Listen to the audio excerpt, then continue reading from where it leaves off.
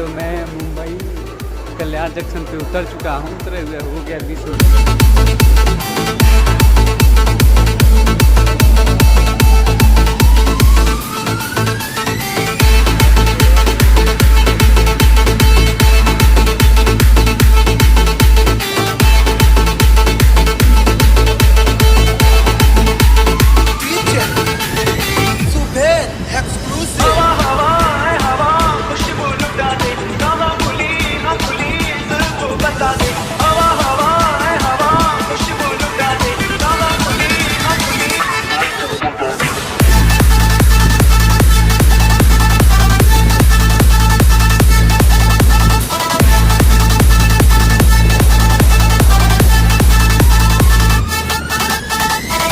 Ranjit exclusive.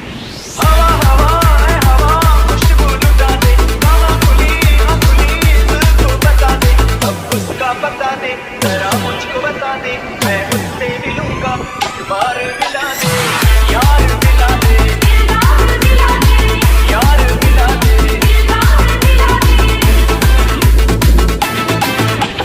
हवा हवा है हवा, खुशबू लुटा दे, हवा खुली तुझको बता दे, अब उसका बता दे जरा मुझको बता दे, मैं उससे मिलूंगा एक बार मिला दे, यार मिला दे।